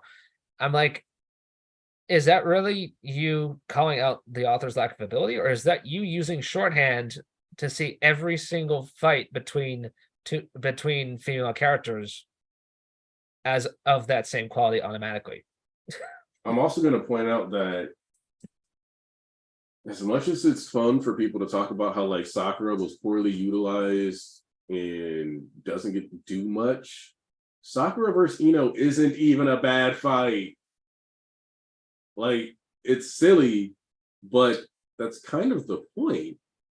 Like, they blew up their entire friendship over a boy that wasn't looking at either of them at the time.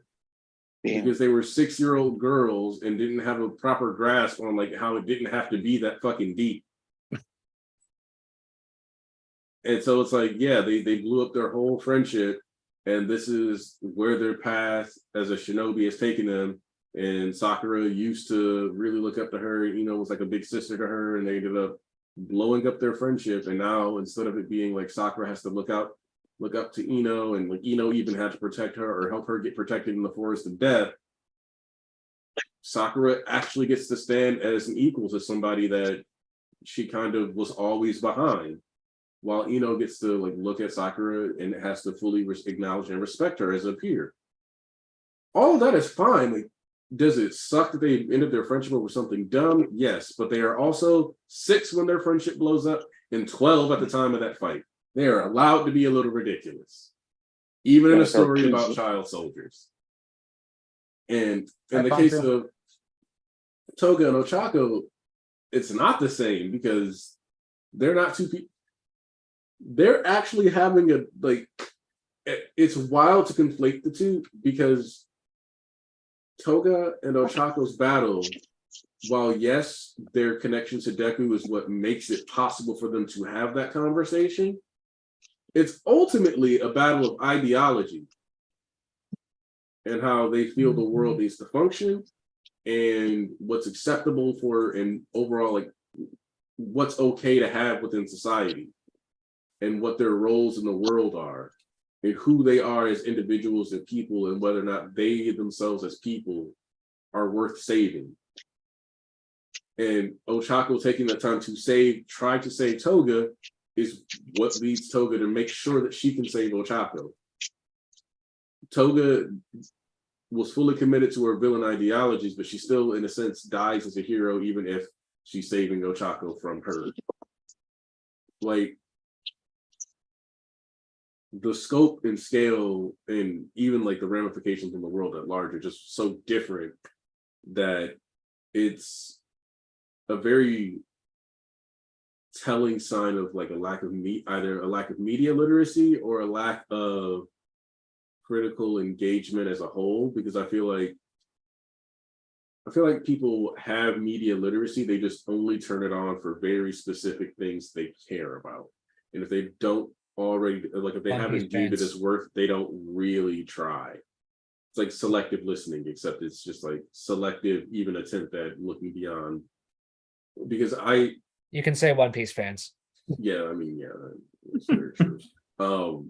Because like Zoro fans, I'm sorry, I'm gonna call you out real quick. Like whenever Mihawk comes up, people are talking about like, well, is he the strongest sword? Well, anybody who uses a sword, blah, blah, and I'm like, no, let's not be selective on our media comprehension here. Because to me, this just ends up being one of those things that's like, no, this is one of the biggest gripes that you legitimately should be leveling at Oda as an author, because he has established that there is a swordsman code, that there are people who identify as swordsmen specifically, and there are people who just use swords. And he even makes it a point to have King during Wano be like, I never said I was a swordsman. Like, what are you talking about? Just because I got a sword, I'm a swordsman? Nah, bro, I ain't into all that stuff. Just because I kiss my homies goodnight don't make me gay type vibes. But that's a fact. But Oda, because he so poorly handles swordsmen in the series, and being a swordsman so rarely matters, people were like, do they have a sword? I think they count as a swordsman. And it's like, well, people talk like that's not all it means to be a swordsman, but we don't have much to go off of. Like, as far as like the only people who have like fully identified themselves as swordsmen are like the people in Zoro's village, Vista, Mihawk and Zoro. And then like the people of Wano, like that's it. There's nobody else that's out here like I am dedicated to the blade. Oh, and Tashigi. So every person who reads One Piece is like, is Mihawk stronger than this person? Is Mihawk blah, blah, blah, blah, blah, blah. Ultimately, the answer is Oda really just shit the bed with the path of the swordsman. He introduced this concept as something that like exists and is followed by many people, and then just kind of went like, yeah, like this exists, so like I don't have to touch it. I don't even remember what got me into thinking about how poorly written that stuff was. I just went reading the blend in there.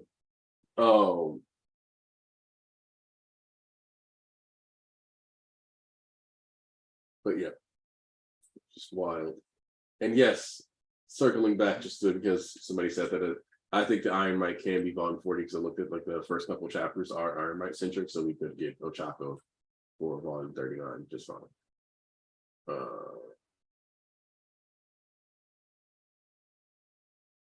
Okay, popularity poll results should be in March. All right, sorry, I got like sidetracked thinking about how disappointing that like swordsmanship thing was written. But oh yeah, the main point that I was going to make though is that what I feel like happens a lot of the times when people read stuff is that they take a snap reaction and everything afterwards that they read, like they do, is purely facilitated on building up the idea that that initial reaction or gut response was correct. And it's not about author intent. It's not about any of that other stuff. And I fundamentally think that the idea of death of the author is horrible for media comprehension, actually. Or the way it's often utilized is terrible for media comprehension. Because if I'm trying to tell you a story inspired from like a certain cultural context and a bunch of other stuff, and then you try to take it into another direction entirely, and it's one thing to just say like even the morality of this entire era is flawed. Like if you make a story and you read a story from the 1700s or 1600s and it's about a slave catcher and how he's such a great person, you can just outright say like society as a whole is fucked up here and the story's fucked up and glorifies some shit that's bad. But it's a reflection of the fucked up nature of the cultural context that it was written in. So instead you look at it as a snapshot that this is supposed to be a hero story because of how messed up the society was at that junction. But you cannot just ignore everything that like the author is trying to do to create your own narrative. And I think a lot of people do that.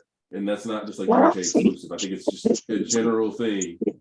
Oh, I didn't like that character moment. How can I tweak how this is presented to only make it so that my idea is right? Or if you like this, it's because you don't have taste and you don't like the Bakugo death thing. I thought it was a terribly written death. A lot of people really like that death. I don't think either of us is right, but I think that Horikoshi was a little too convincing for what I thought was obviously not going to be like a permanent death. Initially, like I was like, all right, cool. Until otherwise, I'll say he's dead. I'm not going to push a bunch of copium agenda. We'll say he's dead until proven otherwise. But I think we need to be ready to be wrong, and that's very rarely the case. And I think that's kind of one of the big issues that we have discussing media in general in today's, especially online, is we still have the curtains are blue people that are hitting 1 million retweets and shit like that to be dictating the media conversations and discourse. And I do like how I can't believe you've done this as succinctly put it. I never realized the hero trying to save the villains when it's two girls in a tourney match sorting out their friendship. But yeah, got that off my chest. But Bonzu, I know you've been in Canada. I know it's your last I'm still day. in. Yeah, it was my last. It's my last day. I'm leaving here around 10. 10 in the evening. So yeah, no, 10:50 because now my flight is too late. So yeah, I was Well, in. enough. How were your Yeah. Canadian adventures? They're very good. Yesterday I went out with my aunt, my uncle, and one of his friends. We ate. Then I went to a party in a nightclub on my own because there are not really party people. Went for the first time in a frat house after that because everything closed really early in Canada. The nightclub closed at 2, 3 maximum. So 3 a.m. So at 2 a.m. I met while partying I met new people and he brought me to a frat house. Was my first time. Um, because we don't have we have that kind of concept in my country, but not the same in the same way as USA and Canadian. And there's also different in Canadian frat house and how it is in USA. So yeah, it was fun. I had a great time. Played some basketball. Also, the job offer it was more cleared right now. We'll see how it will go. But I can work online, so I can work for my country. But maybe later, if everything goes right with with the business, I might, if in the way that the business is evolving, I can maybe start living here in Canada or USA. So yeah, we'll see how it will be. But yeah, everything is all right right now. I had a great time for myself too, and I really wanted to be on stream from in the correct our time slot. I will say because yeah, most of the time 6 hours later. If Yeah. so right now, like for you guys, it is also the morning for me. So it was a great experience. I lost also some weight too, so I'm happy. My aunt really is really a person into fitness and everything. So yeah, this chapter of My Hero Academia made me almost cry. I felt the emotions. It was a long time ago that I felt like this for a chapter. So yeah, it was really great to see. So yeah, for the last days, it was beautiful to see uh, All Might back in action. I forgot how good this character was, how good that can, this character can touch your soul and spirit even. So it was really amazing to read that. I think I'll reread it even just to have a full part when next chapter comes out. I'll say just uh, to leave it like, just to leave it again the whole processes of the fight between him and Alpha One. And yeah, and I even bought a new volume of My Hero Academia here in Canada, the volume 31, just because it was one of my favorite volumes. The way that it was packed down with the death of Star and Strap and stuff. I really wanted to. It was a really good volume in the period of my work. I really liked how everything was going faster, but not that fast at that moment too. So yeah, I'm kind of happy if it's the manga is ending in a few chapters. I think we can have a satisfied ending because the philosophical question that you had for different fights, we still have our answer to it. Like the Todoroki family, things are done down there on that side of the story. We get the side of I forgot her name. Vampire girl. Ah, damn. Toga. Toga. Her side quest. I will say it like this about accepting yourself in this society and stuff.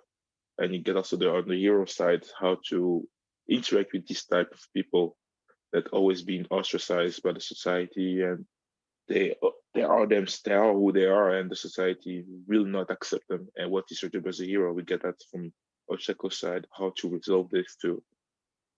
It like every main question are literally getting answered. So yeah, we did we had the fight with uh Damn, what? Iguchi, the laser boy. Oyama. Oh, no, Oyama. Lizard board. Oh, So yeah, Spinner. it was with, yes. So is the fight there finished? I don't remember that even. Is the conflict with him? And because I remember that he tried to make Gigantomancia free. That's what was his plan, but did he succeed or not? Well, Spinner. It's Spinner, Uh, yes, Spinner. I feel like he succeeded in a way, but like it's weird because he ended up getting, Kurogiri free, Yes. but he's kind of mindless and stuck at the hospital. So I have no idea For sure. what's Because going to happen with him. also one gave him a quirk and his body couldn't handle it. That was the thing with him. Yeah. Yeah. I just want to know how Shigaraki is going to be dealing with all this stuff when it comes to the villains, because there's so much that has happened that, just like we were talking about how Deku constantly has had bigger fish to fry, and that's part of why we don't get all these conversations centered on his bullying. Shigaraki has been stuck fighting with All For One for control of his body.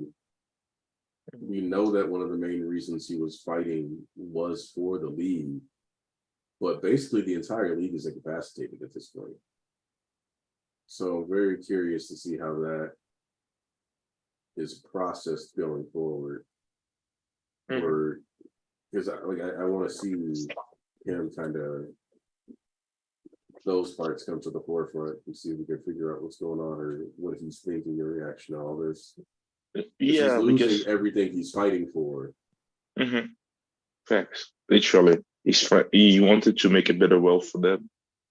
Allez, give them a place so they can start from zero. That was the idea for Shigaraki. I'm going to destroy some of my people can build stuff from zero. A world where there is no people to judge them. But yeah, I can't wait to see his reaction about that situation right now. Because it makes him right now he's fighting and he's I think thinking having fun right now to trying to fight with Deku. But the moment that he will, because All For One will try to, it should be a confrontation with All For One. You know what I mean? Give me All For One because, like I told you, one of the first time that we met, is that Shigaraki will, in my eyes, will kill All For One. It is his job to finish the cycle. To finish the cycle with him and him, like to sever the bond, like you said, even about how six, so six act between how the master the student have to kill the master to become a master in the sixth rule, the rule of two. It should happen right now. It's really the best way is that they fight like in trying to get each other quirk, and then that's how I see it. That in that fight, Shigaraki wins because he has a stronger will. Because it was about also all about getting a stronger will for having the all for one for all. So I think that he will with this he will still score his fake all for one quirk and things will happen. But yeah, having all for one being like in a kid form and killing people like this is kind of scary sight, I would say. So it's a scary sight. But yeah, right now the story is wrapping up. It has its highs and lows, but still, when Horikoshi wants to write his ass off, he just keep doing it. Like this chapter it was a 10 on 10 for me. And it's Bakugo season, so Bakugo is back. I knew that he will come back, but I had preferred that he would have stayed dead. But he's back, and yeah, his eyes is showing that he's about to pop off, literally. So yeah, I can't wait to see. I can't wait what is happening next. So now you have my take now. All right. Well, that was perfect because we got your thoughts, and I feel like you were heading towards the wrap up phase. Mhm. So your timing was perfect because you still got to be on stream for a bit, get your thoughts out. It's been a while since we've had you, so I'm glad you were able to find some time while over in Canada. I don't know how close you are to Volk, but you can pull up on him and force him to give you post you for a bit or something. I don't know. Woke, in which place are you there in Canada, if you're in Canada? You're on the other side of the country, actually. You're in British Columbia. Yeah. You're really on the west side. Yeah, I'm on the east side. So Yeah. It's gonna be a long road. for those of you that don't know, Canada is the second biggest country in the world by landmass. Yeah, I know. That's what I say. It's There's actually even a train. There's actually a special train ride that runs across Canada. It's like a ridiculous amount of money, but like you can go into the cockpit and you can see. Well, I mean, not the cockpit. You can see there's like a viewing area up top on this train. You can see Yes. scenery. Oh, really? Why? I didn't know that because I really thought I saw some train rails here in Gatineau, but there is not a cut train transport just to make a fast business. So I thought that you should. Okay, this one. At least you have some trains also, because it will be weird to not have trains in that kind of country. In USA, do you still have trains in USA even? I mean, we do have trains in the US, they just aren't nearly as popularized. And we don't have, I would argue we don't have as much of an infrastructure for travel train as we should. But that's because the US has an issue with like hard committing to the next big thing. So went from oh yeah, we got like boats and stuff. And then it was like, okay, cool, we got trains, we're gonna put train tracks everywhere. Then it was like, fuck all the trains, we're gonna build highways so everybody can drive. Yes. So we don't have nearly as much train infrastructure. Honestly, I think man, would be nice. honestly, man, Canada is so funny with the way it's set up because like we arguably have more farmland and stretches of nothing than in America.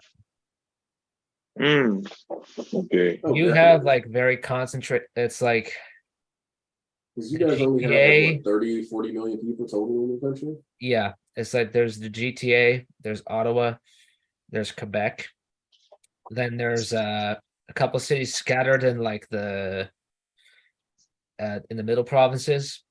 Then there's Vancouver, Mm-hmm. and that's really Okay. that's really All it. right. Yeah. Right now I've been to Ottawa, Gatineau, and Montreal. Yeah. I next time I will try to go to other places too because I'm thinking I will come here at least yearly to Canada. Normally I should have meet Naya here, One Piece YouTuber too, but he was busy working a lot, so I couldn't see him. But yeah, it was time for me to start to travel to see the world too and see where I really want to see all my the companions on this anime adventure. So yeah, I can't wait to see all guys. I will keep you posted if I pass by. But yeah, but Colombia is in the plans because I really wanted to see how it's in Vancouver and Toronto too. And yeah, and the fact that you're there, we can set up a meeting to have a drink, something like this. When I go to visit, it'll be great. I didn't know that you were Canadian involved. I didn't know that. So it's good to know. All right. So with that done, I say we start the wrap up. So Volk, let me get your final thoughts. This was a really good return for Bakugo, honestly. Like I still think the way that whole revival and sequence is handled it's definitely the shakiest part of the arc. It's definitely one of the weakest parts of the series so far. But that being said, it was probably the best way you could have brought him back. And I really appreciated Horikoshi's kind of his he'll exercise restraint sometimes, which I appreciate. Like I think in the hands of another author, you would have the temptation to just have Bakugo like race in there immediately and look all badass and rescue All Might immediately. Mhm. But no, that's not what happened. He stood up because like he just freaking died. Mhm. And he Mhm. and he was just taking a moment to register everything. And you know, it was more about like the emotion of him coming back Mhm. necessarily like, oh hey, here, look at this guy being super badass. I also really liked the way the first half of the chapter was set up because like, you know, All for One kind of I mean, you got the little bit of All Might backstory and like you saw his mom, which rest in peace. Like when he went to see Nana, she was definitely killed in a villain attack right before that. You can't see me, but I just did a sign of the cross for her. But anyway, All for One tearing things up. Like, I think if this is like, I don't know if we'll necessarily switch battlefields again this quickly. I think this is, if this is his exit, which it very much looks like it's going to be, and it's going to be purely Shigaraki for like the last couple volumes. Mhm. I'm very excited to see exactly what happens. And you know, Mhm. I'm still wondering if we get like this kind of moment where you know Shigaraki offers like a hand in mockery to AFO when he's like reverted to like a 5-year-old like he was. Mhm. I think that would be I think that's very much something Horikoshi would do. I'm not sure what's gonna happen though. It's like I'm wondering if he does steal All for One's quirk copy or not, because like the way Horikoshi wants to play this, like I'm fine with either or. Mhm. Like I think if All for One just dies and he doesn't get the quirk copy, okay, well that's still it's still gonna be an exciting finale. But also potentially there would be this feeling of devastation. You know, like if Shigaraki just absorbed his quirk copy anyway, and like all the work the heroes put in to wear down All for One just made it that much easier for him to be stronger, Mhm. which would be quite a shock. Mhm. But I don't know. I really like the way it was framed. You saw that woman again who was like praying outside the coffee shop that you saw in the Todoroki chapter. Like I don't know, I don't know who she is necessarily. And you saw a bunch of like characters who have been popped up here and there. I'm curious to see their reactions to all of this because this, like again, keep saying it. There's a very last stretch of the series. I'm just hoping for a big bombastic finale, and now that we've got our number one explosion guy back, Mhm. looks like that's going to be very likely, very possible. Anyway, very positive thoughts on the chapter. Can't wait for next week as well. Joseph? I really like. Okay, so with Bakugo, I was hoping he would like stay out of the picture for at least a year, and I got like a year and 2-ish months. So I ended up being extremely happy with how this went down. I did find it kind of funny that as soon as he was like in my mind, he was told that he has to beat up a kid and set up like the Undertaker at WrestleMania. I like that. I like that image.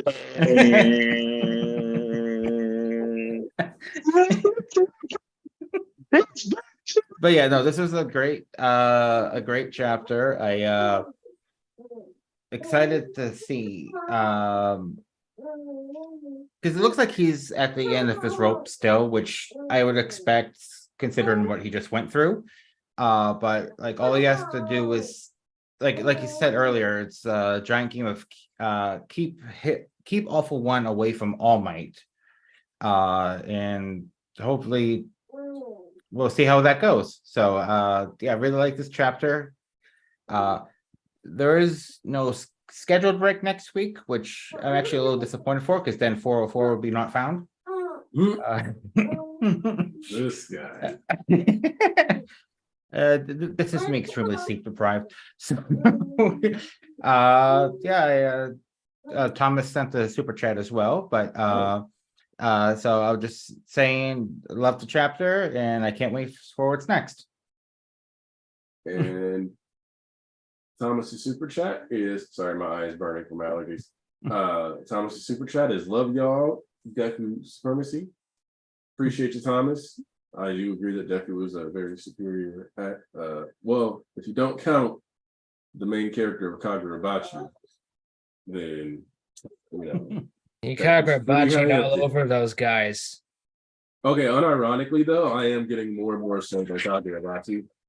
I'm like it. I can't lie. Yeah, I really like the chapter just came out today. It's like and he's a good straight man protagonist. yeah, and that's what I said after like the first chapter. I was like, I think he's supposed to be the straight man. And every chapter that's come out since has just like reaffirmed that suspicion on my part that yeah, he's the straight man. The humor of this series is going to be people being goofy around him. Like I don't think we've even seen him laugh yet in these first 5 chapters, even before all the stuff that makes him a hard ass. So I think the first major breakthrough in his and Char's relationship is going to be like when she makes him crack a smile. yeah, which I'm here for. I like the idea of. I always say that one of my favorite classes of